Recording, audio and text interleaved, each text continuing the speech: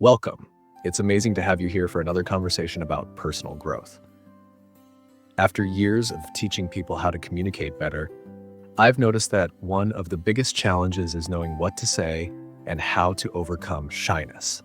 Have you ever gone completely blank, unsure how to continue a conversation, or froze when talking to someone you find interesting?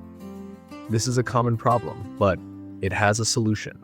In this video, I'll show you how to have more topics to talk about and how to speak with confidence, whether with friends, coworkers, or someone special. It doesn't matter if you're a man or a woman, the techniques I'm going to share are for everyone. Let's find out why you run out of things to say and how to turn your conversations into memorable moments. Ready? Let's begin. First point. The biggest reason people run out of things to say is low self-esteem. When you don't value your own life, you feel like you have nothing interesting to share.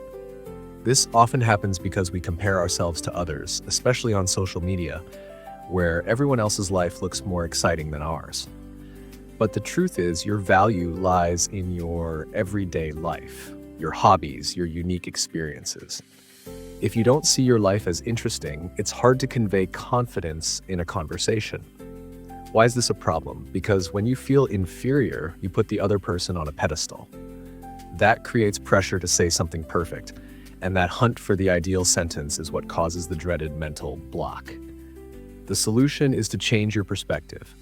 Start valuing what you do, no matter how small.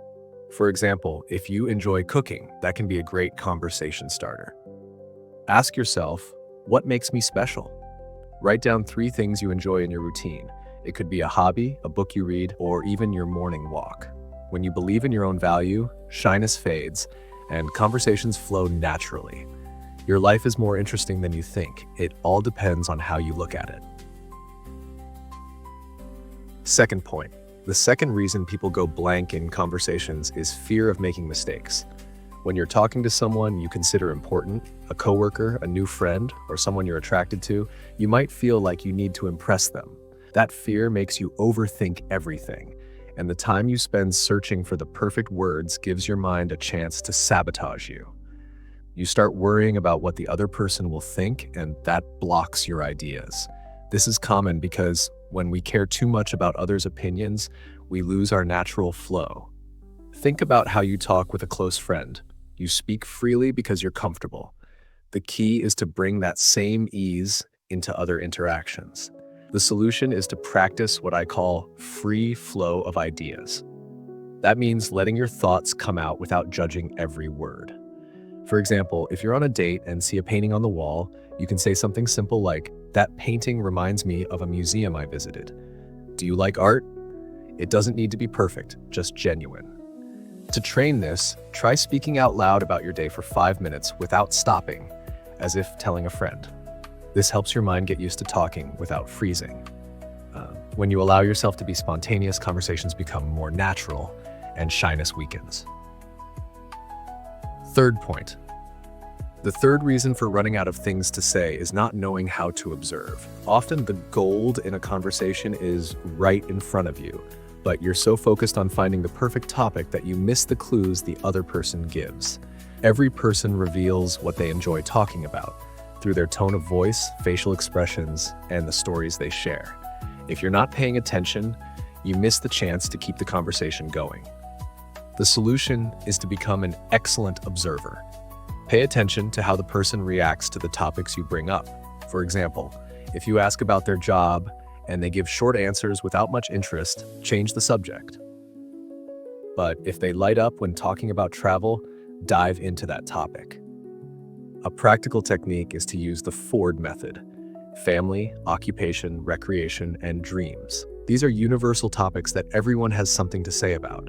Ask, what do you like to do in your free time? Or what's your dream travel destination? Watch their reactions and focus on the topics they enjoy. This not only keeps the conversation going, but also shows that you care, creating a stronger connection. Being observant is like having a map to navigate any conversation. Fourth point. The fourth reason is difficulty finding common ground. A memorable conversation isn't just about talking, it's about creating an emotional connection. When you discover something you both share, a hobby, an experience, a passion, The other person feels like they're talking to someone who understands them, and that builds comfort and attraction. Often, people don't know how to find common ground, so the conversation stays shallow. The solution is to use open-ended questions to explore the other person's life and look for similarities. For example, if someone says they love cooking, ask, "When did you realize you liked cooking?" That opens space for a personal story, and you can relate by saying something like, "I enjoy cooking too, but I'm better at desserts. What's your favorite dish?" This kind of exchange creates a bond. To practice, try the mirroring exercise. In a conversation, notice something the other person likes and connect it to your own experience, even if it's small. For example, if they talk about music, you can say, "I love music too. I recently found a new band. Do you have a favorite?" When you find common ground, the conversation flows and shyness disappears because you feel more connected. Fifth point. The fifth reason for running out of things to say is not knowing how to branch out from topics. Sometimes you start a subject, but it ends quickly because you don't know how to expand it. This happens when you rely on closed-ended questions like, "Do you like to travel?" The person says yes or no, and the conversation dies. To keep it alive, you need to turn each topic into a tree with many branches. The solution is to use the branching technique. Every answer the person gives is a door to new subjects. For example, if someone says they like to travel, ask, "What's the most unforgettable trip you've ever taken?" If they mention a beach trip, you can branch out by asking, "I love beaches too. Do you prefer the ocean or the mountains?" Or, "What stood out to you during that trip?" To train, pick a random object like a book and list 5 topics it reminds you of. For example, a book can lead to reading, knowledge, stories, authors, or libraries. Then practice connecting those themes in a conversation. "This book reminds me of an amazing story I read. Do you like reading?" This skill of branching makes any conversation endless because you always find new paths to explore. With practice, you'll never run out of things to say again. Final thoughts, these 5 points: low self-esteem, fear of making mistakes, lack of observation, difficulty finding common ground, and not knowing how to branch out are what keep you from having smooth conversations and overcoming shyness. But you can change that today. Value your life, be spontaneous, observe people, create genuine connections, and learn to expand topics. When you do this, conversations become natural and confidence comes effortlessly.